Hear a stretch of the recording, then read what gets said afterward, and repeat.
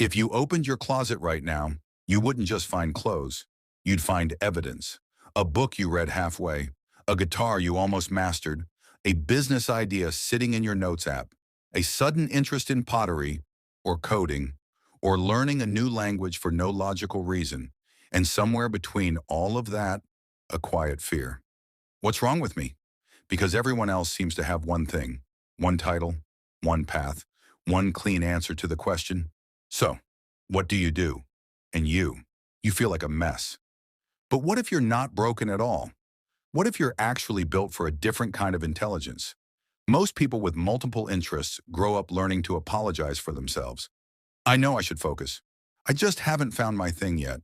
I guess I get bored easily. Society gives you labels: unfocused, indecisive, non-committal, a dabbler. And the most painful one, potential, but no follow-through.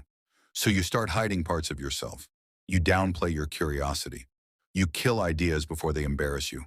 Not because you lack discipline, but because you were taught that wanting many things means you're failing at life. Here's the uncomfortable truth.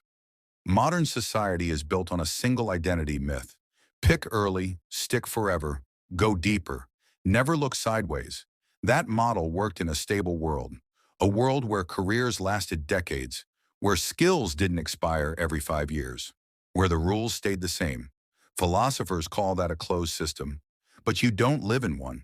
You live in a world that reinvents itself constantly, and your brain knows it, even if you don't consciously realize it. So while culture tells you to narrow, your nervous system is quietly preparing you to adapt. Psychology shows that people with many interests aren't scattered. They're pattern hunters. Your mind doesn't want depth alone. It wants connection. You naturally collect ideas from different domains: art, technology, health, human behavior, systems, stories. And when those ideas collide, something rare happens. You don't just know things, you synthesize them. Research calls this far transfer, the ability to take insight from one field and apply it creatively to another. Most people solve problems they've seen before. You solve problems others don't even recognize yet. That's not confusion. That's a different cognitive design. But here's where it hurts. You look around and see people your age, climbing ladders, getting promotions, becoming senior something, and you feel behind. Because while they went straight up, you moved sideways, then diagonally, then paused, then started over. So you assume you wasted time, but you didn't.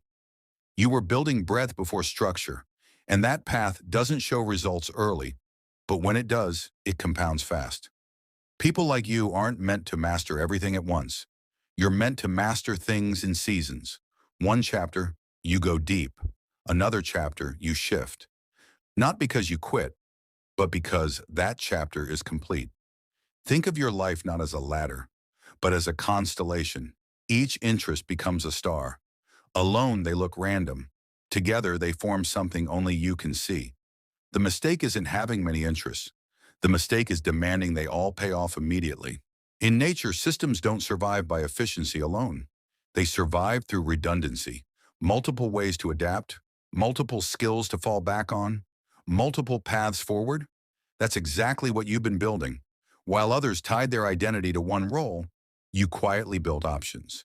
And in a world where industries collapse overnight, options are power. So stop calling your interests distractions. They were training. Stop calling yourself unfocused. You were exploring. Stop asking, why can't I be just one thing? Because the future doesn't need simpler people. It needs connectors, translators, people who can move between worlds and make sense of complexity. You were never meant to be one thing. You were meant to be the place where many things meet. And once you stop fighting that truth, everything you've ever learned finally starts working together.